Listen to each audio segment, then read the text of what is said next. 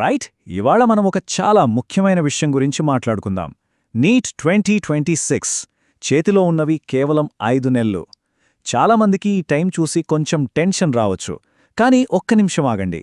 ఈ 5 నెలల్ని మనం ఒక డెడ్లైన్లా కాదు, ఒక గోల్డెన్ ఆపర్చునిటీలా ఎలా మార్చుకోవాలో చూద్దాం. ఇదొక మామూలు ప్రిపరేషన్ కాదు, ఇదొక కమ్బ్యాక్ స్టోరీకి బిగినింగ్.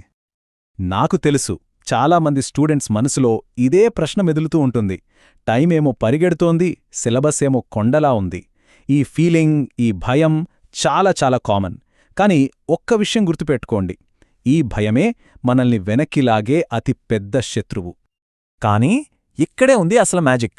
మన ఆలోచనని మార్చేయాలి. భయాన్ని పక్కన పెట్టేసి ధైర్యాన్ని మన పక్కన కూర్చోబెట్టుకోవాలి. ఎందుకంటే ఇది ఎండ్ కాదు, ఇది ఒక కొత్త బిగినింగ్. ఇది మన కమ్బ్యాక్ సీజన్. రాబోయే 5 నెలలు మన లైఫ్ని మార్చే పవర్ ఉన్న టైం. సో మనం చేయాల్సిన మొట్టమొదటి పనేంటంటే ఈ 5 నెలల్ని చూసే మన పర్స్పెక్టివ్ని మార్చడం. భయం నుంచి అవకాశం వైపు మన ఫోకస్ని షిఫ్ట్ చేయాలి. ప్రతిరోజూ ఒక టెన్షన్లా కాదు, మన లక్ష్యం వైపు మనం వేస్తున్న ఒక స్టెప్లా చూడాలి. ఈ కమ్బ్యాక్ జర్నీలో గెలవాలంటే మనకు కొన్ని ఆయుధాలు కావాలి. గుడ్ న్యూస్ ఏంటంటే ఆ ఆయుధాలన్నీ ఆల్రెడీ మన దగ్గరే ఉన్నాయి. వాటిని గుర్తించి వాటికి పదును పెట్టడమే మనం చెయ్యాల్సిన పని. ఇవేమీ బయటినుంచి కొనుక్కునేవి కాదు, మన లోపల ఉన్న శక్తులే అన్నమాట. మొదటిది, అన్నిటికంటే ముఖ్యమైనది డిసిప్లిన్. అంటే క్రమశిక్షణ. రోజూ ఒకే టైంకి లేవటం, అనుకున్న టార్గెట్ పూర్తి చేయడం, ఇలా ఒక పద్ధతి ప్రకారం వెళ్ళాలి. క్రమశిక్షణ లేకపోతే ఎంత మంచి ప్లాన్ వేసినా అది కాగితం మీదే ఉండిపోతుంది. ఇక రెండోది కమిట్మెంట్. లక్ష్యం మీద మనకున్న కట్టుబాటు.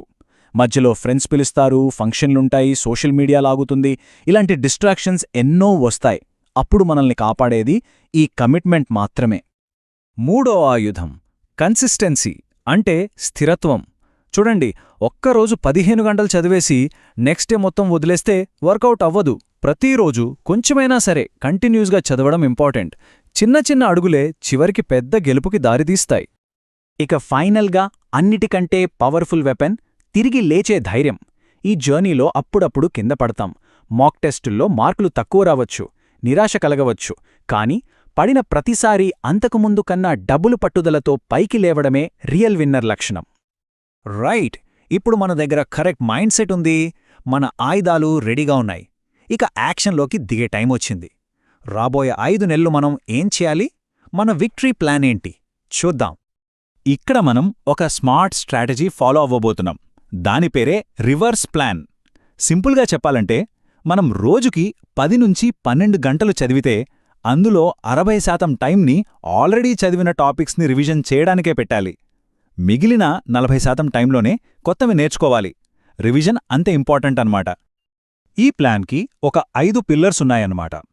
మొదటిది మనమిప్పుడే చెప్పుకున్న రివర్స్ ప్లాన్. ఇక రెండోది ఎన్సీఆర్టీ. మనకు ఎన్సీఆర్టీనే ఆధారం. బయాలజీ, కెమిస్ట్రీ, ఫిజిక్స్ ఏదైనానో ప్రతి లైన్, ప్రతి కాన్సెప్ట్ క్లియర్గా అర్థం చేసుకోవాలి. ఫౌండేషన్ స్ట్రాంగ్గా ఉంటేనే కదా బిల్డింగ్ నిలబడేది. ఇక మూడో పాయింట్ ప్రాక్టీస్. రోజు ఎన్ని ఎంసీక్యూలు చేయాలి? టార్గెట్ 150 నుంచి 200. ఇది కంపల్సరీ. దీనివల్ల కాన్సెప్ట్ క్లారిటీ రావడమే కాదు, స్పీడ్ ఇంకా యాక్యురసీ కూడా పెరుగుతాయి. డైలీ ప్రాక్టీసే మనల్ని ఫైనల్ ఎగ్జామ్కి రెడీ చేస్తుంది. నాలుగోది, ప్రతివారం ఒక గ్రాండ్ టెస్ట్ రాయడం. ఇక్కడ ఒక విషయం గుర్తుపెట్టుకోండి, వచ్చిన మార్కుల కంటే మనం చేసిన తప్పులే మనకెక్కువ నేర్పిస్తాయి.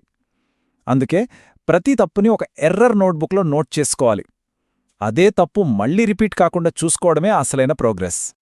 ఇక ఫైనల్ పాయింట్, ఐదోది, సోషల్ మీడియా డీటాక్స్.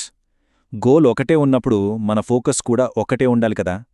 మన లక్ష్యం ఒక్కటే, నీట్ 2026లో ఒక మంచి ఆల్ ఇండియా ర్యాంక్. దానికి ఫుల్ కాన్సంట్రేషన్ అవసరం. సరే, ప్లాన్ ఉంది, స్ట్రాటజీ ఉంది, అంతా బానే ఉంది.